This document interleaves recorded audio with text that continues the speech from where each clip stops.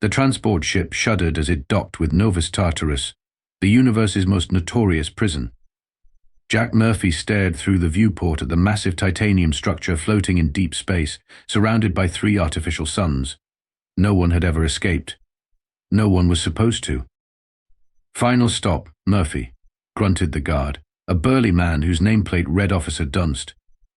"Hope you packed your appetite for suffering." Jack smiled. If only he knew about the appetite part. "Novus Tartarus," Jack said, rolling the name around his mouth like a fine wine, Latin and Greek. "Very fancy for a place where you flush the galaxy's turds." "Shut it, convict. You killed 19 people. Allegedly," Jack corrected. The evidence was digested. The airlock hissed open, revealing a receiving area where 3 guards waited 2 reptilian Draxians and 1 hulking Malovian with skin like volcanic rock. "Human prisoner 7734, designation the Moor, transfer in custody," Dunst announced, shoving Jack forward. The Malovian's nostrils flared as he scanned Jack from head to toe. "This is what they call the Moor? Looks like a twig that would snap in a gentle breeze." Jack shrugged. Appearances can be deceiving. The intake process was humiliating, as expected. They scanned him, probed him, decontaminated him twice, and eventually fitted him with a collar that supposedly suppressed metabiological anomalies. Jack found that particularly amusing. The galaxy's brightest minds still couldn't properly classify what he was. "What's so funny, fleshbag?" asked the medical officer, a 6-eyed being with translucent skin. "Just thinking about lunch," Jack replied. "When do we eat around here?" The doctor exchanged glances with the guard. Humans. Always thinking with their stomachs. If they only knew his stomach was thinking back. Jack was escorted through a series of security checkpoints, each more imposing than the last. The other inmates, a grotesque gallery of the universe's worst, eyed him with predatory interest. Most were 3 times his size. Some had tentacles. Others had too many teeth. One appeared to be made entirely of knives. Fresh meat. Called someone from behind energy bars. Oh, the irony, Jack thought. Warden Krell was waiting in the central hub, an 8-armed Octavian, with skin the color of a bruise and eyes that never blinked. 4 of his arms were folded across his chest, 3 were manipulating holographic controls, and 1 was pointing directly at Jack. "Murphy, your reputation precedes you, though I must say you don't look particularly dangerous." Jack smiled politely. "I get that a lot, right before things go sideways. Novus Tartarus has housed the most dangerous criminals in the galaxy for 3 centuries. No one has ever escaped. No one ever will." "I don't plan to escape," Jack said truthfully. "I just plan to dine in." The warden's eyes narrowed. "You've been assigned to Block H. The guards will escort you there. Your work detail begins tomorrow at 0600. Try not to get killed before then, the paperwork is tedious." As Jack was led away, his stomach growled loudly. "Hungry already?" sneered a guard. "Always," Jack replied. "And something tells me this place is going to be an all-you-can-eat buffet." Jack's cell in Block H was barely large enough to contain a cot and toilet. His cellmate was a crystalline being named Drex, who appeared to subsist on light and contempt. "You breathe too loud," Drex complained within minutes of Jack's arrival. "And your biological processes are disgusting." "Wait till you see my special biological process," Jack muttered. "What? Nothing? Top bunk or bottom?" "I don't sleep. I enter crystalline stasis while absorbing radiation." "So, bottom bunk it is." Jack quickly learned that Novus Tartarus operated like any ecosystem: predators, prey, and scavengers, all fighting for resources and territory. The difference was that here, everyone was already a predator on their own world. The mess hall was where the prison's true power structure revealed itself. Species segregated by tables, with the largest cluster dominated by a mountain of muscle called Gromkatorian, with 4 arms and a head like a battle axe. "New meat sits at the edge tables," growled a 3-eyed inmate, shoving Jack toward the periphery. "But that's where the draft is," Jack complained. "Food gets cold." Then eat quickly, human. Jack reluctantly took a seat next to a small, ferret-like creature with enormous ears and fidgety hands. Name's Pip, the creature whispered, information broker. You need to know anything about anyone. I'm your guy, for a price, of course. Jack Murphy. Any chance you know why the food here tastes like it was already digested once? Pip snickered. That's the good news, it wasn't. Bad news is there's less of it every cycle. Supply ships keep getting delayed. Rumors of pirate activity. But I think it's bureaucratic nonsense. Jack surveyed his tray, a grey protein cube, something that might once have been vegetables, and a liquid that defied description. Is this typical? Jack asked, poking the cube. Oh no, Pip replied. Today's a feast. Wait till next week when the Galaxian spice worms hatch in the ventilation system and contaminate the water supply. As if on cue, Gronk stood up from his table and stomped over to a spindly alien who had accidentally bumped his chair. You disrespect Gronk? The Taurian's voice was like gravel in a blender. No, great Gronk, stammered the alien. You know the rules. Disrespect means donation.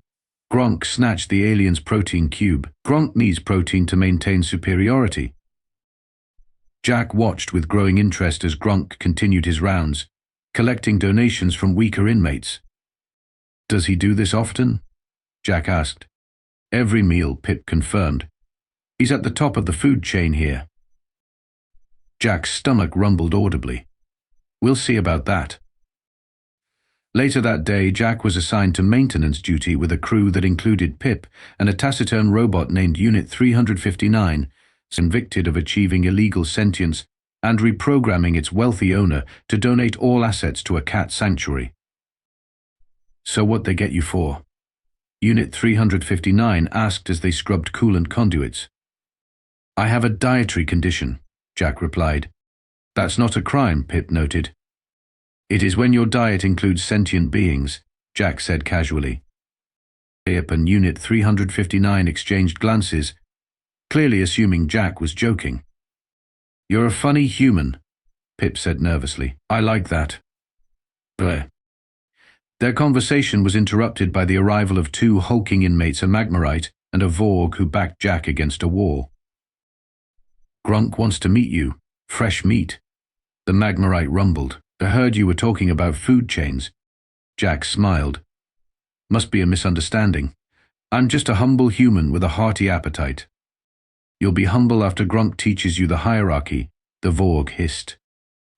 As they dragged him toward Gronk's territory, Jack caught sight of Warden Krell observing from a walkway above, two arms folded while the others took notes. The warden made no move to intervene. Gronk sat on what could only be described as a throne made from salvaged metal parts. His massive frame dwarfed Jack. So you're the human who thinks he's special? Gronk grung. Humans are soft. Breakable. Good only for entertainment. Jack's collar suddenly felt tight. The suppression technology was working overtime as his condition sensed potential food. Actually, Jack said, I'm not like other humans. No? Gronk stood, towering over Jack. Show me. Jack smiled, revealing teeth that suddenly seemed just a bit too sharp. With pleasure. But I should warn you, I just had lunch, and I'm trying to watch my weight. The next day's lunch period began with an unusual announcement. Due to supply chain issues, protein rations will be reduced by 30% until further notice. A collective groan rose from the mess hall. Jack, however, was curiously cheerful as he took his downsized portion to the edge table.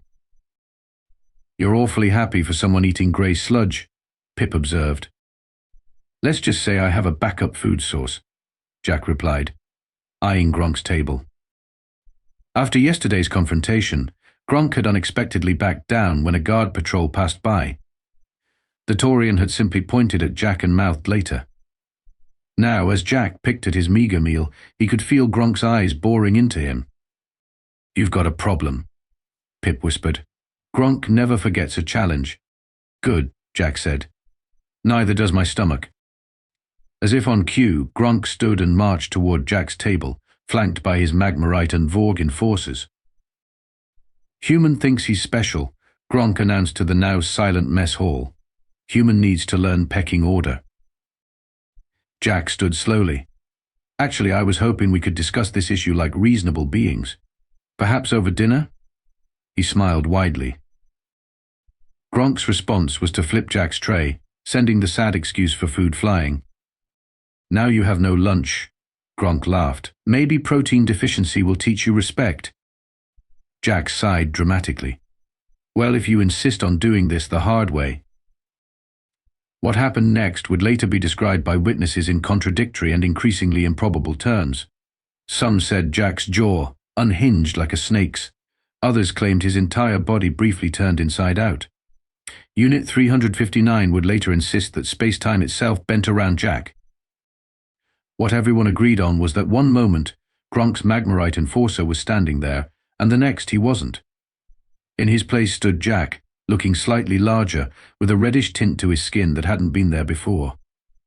What? Gronk stumbled backward. What did you do with Cracks? Jack patted his stomach contentedly. Let's just say he's part of me now. Literally. Bear.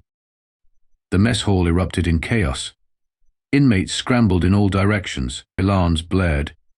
Guards rushed in with shock batons and stun rifles. Through it all, Jack stood calmly, feeling the Magmarite's strength and heat resistance flowing through his system. Containment breach in Mess Hall A, shouted a guard into his comm unit. Unknown biological event. Jack turned to Pip, who was frozen in terror. I did try to warn everyone about my dietary condition. Before anyone could react further, Jack's body shifted again, this time glowing red-hot, like the Magmarite he'd consumed. Guards fired stun blasts that dissipated harmlessly against his newly acquired heat-resistant skin. And the suppression collar. Warden Krell's voice boomed over the intercom. Activate emergency protocols. Jack felt his collar tighten and emit a high-pitched whine. For a moment, his new abilities flickered. Then the collar melted, dripping harmlessly to the floor. That tickled, Jack announced. Gronk, displaying previously unhinted courage, or perhaps profound stupidity, charged at Jack with a makeshift shiv. Jack simply opened his mouth wider than any human mouth should go, and Gronk's momentum carried him forward until there was a sound like a wet vacuum cleaner, and Gronk was gone. Jack now stood significantly larger, his skin taking on the greyish-blue tone of a Taurian, with small horn nubs protruding from his forehead. Now that, Jack announced to the speechless crowd, was a proper lunch. Warden Krell's voice came over the intercom again, now tinged with unmistakable fear. All personnel, full lockdown protocols. Prisoner Murphy is to be considered a Class X biological threat. Lethal force authorized. The remaining inmates backed away from Jack, pressing themselves against the walls. Even the guards retreated to the doorways, weapons trained on him but clearly hesitant to approach. Anyone else feeling peckish? Jack asked casually, because I think I'm just getting started. Day 17 of the Novus Tartarus crisis, Warden Krell dictated into his emergency log. The human designated the Moor has consumed 43 inmates and 16 security personnel. Containment measures have failed. Emergency evacuation procedures are being prepared for essential staff. Krell's 8 arms worked frantically across multiple control panels as security feeds showed the devastation spreading throughout the prison. 3 entire cell blocks had gone silent. The feeds from Block D showed only empty corridors littered with discarded prison uniforms and the occasional half-melted weapon. Sir, called his assistant, a nervous Vantarian with translucent skin that currently displayed his racing circulatory system. Block F has gone dark. How many were in Block F? Krell asked, already dreading the answer. 87 inmates, 12 guards. Krell's upper arms massaged his temples while his lower ones continued typing emergency codes. And our containment measures. The plasma barriers slowed him for approximately 6 minutes. The neurotoxin gas appeared to give him mild indigestion. The gravity well generator, the assistant hesitated. What about it? He ate it, sir. Physically consumed the 3-ton device. Engineering is still trying to make sense of the footage. Krell stared at the security feeds, watching as Jack Murphy, now an amalgamation of dozens of species' physiological traits, casually strolled through the prison. Sometimes he appeared as mostly human. Other times he shifted into hybrid forms that borrowed useful traits from his victims: Draxian scales, Taurian strength, Vorg speed, even the crystalline refraction abilities of beings like Drex. The worst part was that he appeared to be enjoying himself. Security audio picked up his running commentary. "Ooh, tentacles. Always wanted those. After consuming a Kraken enforcer. Is anyone else tasting colors now? No, just me? After absorbing a synesthetic qualia priest. Hey, does this chameleon skin make me look fat?" While testing out camouflage abilities. They had tried everything. Automated defense systems fired upon Jack only to have their projectiles absorbed. A team of telepathic mentats attempted to shut down his mind, but fled screaming about too many voices. They're all hungry. Krell's most desperate gambit had been to release the inmates of Maximum Security Ward X, being so dangerous they were kept in suspended animation. The resulting battle had briefly given Krell hope as the monstrosities converged on Jack. That hope died when Jack emerged 2 hours later, sporting several new appendages and humming a jaunty tune. "Sir," the assistant interrupted Krell's thoughts, "we've got 17 guards and administrative personnel barricaded in the East Wing. Request permission to deploy the emergency shuttle for evacuation." "Denied," Krell snapped. "No one leaves until Murphy is contained. The Galactic Prison Authority would have our heads if this thing escaped into the general population." "But sir..." "I have one last measure," Krell said, using 3 arms to unlock a sealed command console. "Protocol 0. The assistant gasped, skin flashing danger red. "The antimatter self-destruct." "But sir, the collateral damage. It will be preferable to whatever Murphy would do to the galaxy." Krell finished grimly. "To begin evacuation of essential personnel only. You have 20 minutes. Meanwhile, in the ruins of Blocky's gymnasium, Jack was having what he considered a thoughtful conversation with his newest companion. "So you see, Pip, I'm not technically escaping. I'm just redecorating. With fewer walls and fewer people." The small information broker trembled from his hiding place behind an overturned weight bench. He'd somehow survived the past 17 days by being too small and quick to catch, and possibly too scrawny to bother eating. What exactly are you?" Pip squeaked. Jack considered this, tapping a clawed finger, acquired from a draconian mob enforcer, against his chin. "You know, I've wondered that myself. The human scientists called me a metabiological anomaly. Some religious types thought I was a demon. One particularly insightful xenobiologist suggested I might be a universe correction mechanism." He shrugged shoulders that briefly sprouted Kraken tentacles. "I just know I'm always hungry, and eating interesting beings gives me their abilities." "But why come to the most secure prison in the galaxy?" Pip asked, curiosity momentarily overriding terror. Jack grinned, revealing rows of teeth borrowed from multiple predatory species. "Where else would I find the galaxy's most dangerous, and therefore most delicious collection of beings, all conveniently gathered in one place? Getting arrested was the easy part." A klaxon suddenly blared throughout the facility, accompanied by a computerized announcement. "Protocol 0 initiated. Antimatter containment will disengage in 15 minutes. All essential personnel proceed to evacuation points." "Ah," Jack said. "Sounds like Warden Krell is being a poor sport." He stretched, his form briefly rippling with borrowed physiologies. "Guess it's time for the final course."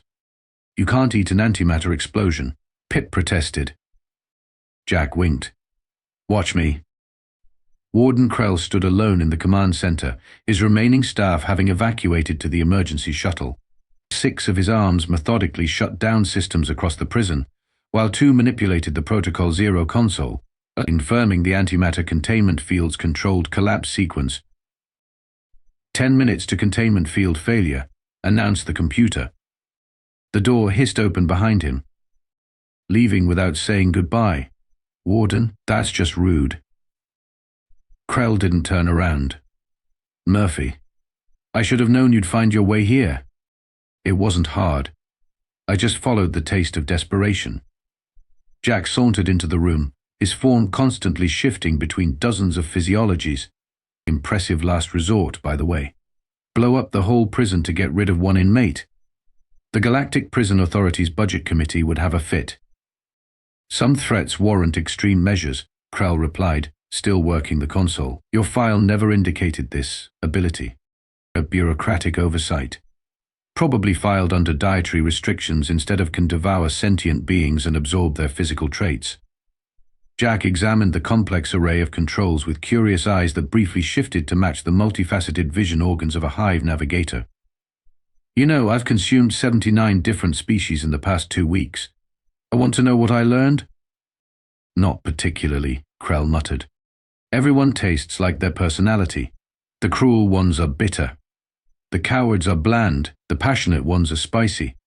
Jack moved closer. I've been wondering what an 8-armed bureaucrat with delusions of authority might taste like. Krell finally turned all 4 of his eye stalks toward Jack. You're too late. Protocol 0 can't be stopped now. In 9 minutes, this entire facility will be turned into component atoms. Jack smiled. Just enough time for dessert, then. What followed was not Krell's finest moment. The warden deployed his species' natural ink defense, temporarily blinding Jack while making a dash for the emergency exit. Jack, borrowing the scent tracking abilities of a Valerian huntress he'd consumed on day 12, followed casually. Running just makes you sweaty, Warden. That's marinade to me. Throughout the auxiliary corridors and maintenance shafts, their chase continued. Krell deployed every trap and security measure still functioning, but Jack plowed through them, sometimes literally eating the obstacles. With 4 minutes remaining, they reached the final security checkpoint before the emergency shuttle bay. Here, Krell had prepared his last defense unit 359 and the remaining Block H inmates, armed with improvised weapons. Stop him. Krell gasped, squeezing past them toward the shuttle bay. 2-minute delay will save us all. The robot stepped forward, calculating odds of success against entity that has consumed 12.37% of prison population. Result, negligible. Unit 359 then stepped aside. I choose continued existence. The other inmates showed similar wisdom, parting to create a path for Jack. Smart robot, Jack nodded. Don't worry, I don't eat machinery. Well, except for that gravity well generator, but that was a special occasion. The final door to the shuttle bay slid open to reveal Krell frantically preparing the small craft for departure. Behind him cowered his assistant and 2 security officers. Going somewhere? Jack asked from the doorway. 2 minutes to containment field failure, the computer helpfully announced. Murphy, Krell said, desperation evident in his voice, take the shuttle, leave us. The galaxy is yours to terrorize. Jack crossed his arms, which momentarily grew taurian musculature. Now that's just hurtful. I'm not a terrorist. I'm a connoisseur. He looked around at the terrified faces. Besides, I can't leave yet. I haven't tried Octavian cuisine. You're insane. Krell screamed. We'll all be destroyed. About that, Jack's body began to shift again, taking on aspects of every being he'd consumed. His skin rippled with scales, fur, chitin, and crystalline patches. Extra limbs briefly formed and reabsorbed.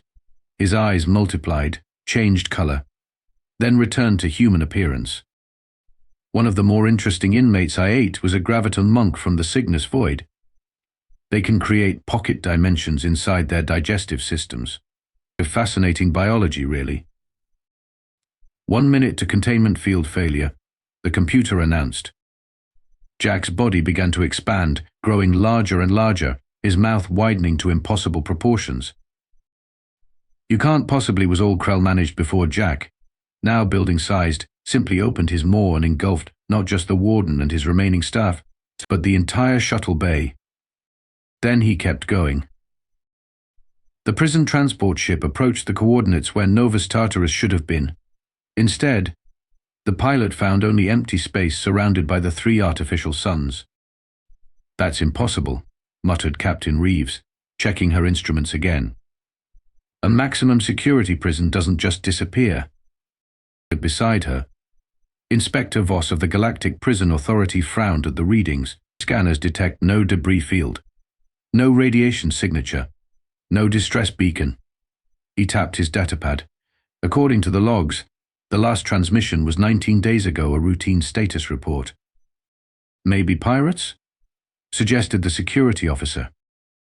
Pirates don't make entire space stations vanish without a trace, Voss replied. Bring us closer to the navigation beacon. There must be something left. As the ship maneuvered toward the center of the three suns, they spotted something floating in space, a single humanoid figure in what appeared to be standard-issue prison attire. Life signs? Voss demanded. He confirmed. The sensor operator replied. Human male, stable condition. No apparent distress. That's impossible, Captain Reeves said. No human can survive in vacuum. This one appears to be doing just fine, Voss observed. Could bring him aboard maximum security protocols. 20 minutes later, Jack Murphy sat calmly in the transport ship's secure holding cell, smiling pleasantly at Inspector Voss through the energy barrier. Good afternoon, Inspector. Lovely ship you have here. Voss studied the human with suspicious eyes. Mr. Murphy, would you care to explain how you're the only survivor of Novus Tartarus and how you managed to survive in space without protection? Jack shrugged. Would you believe I missed the evacuation notice? There was no evacuation notice, Voss countered, and you haven't explained how you survived vacuum exposure. Strong constitution, Jack replied. My mother always said I had a stomach of steel. The ship's doctor interrupted via con channel. Inspector, preliminary scans show significant anomalies in the prisoner's physiology. His cellular structure is in flux, and his digestive system appears to be generating some kind of localized space-time distortion. Voss's eyes narrowed. Are you saying he's not human? Oh, I'm human, Jack interjected. Plus about 2,000 other species at this point. You know how it is, you are what you eat. The inspector's hand moved to his sidearm. What exactly happened to Novus Tartarus and everyone aboard? Jack's smile widened just a fraction too far for human anatomy. They're still around. In a manner of speaking, he patted his stomach. We've become very close. This is Officer Trent, came a panicked voice over the con. Something's wrong with the ship's hull. It's being digested.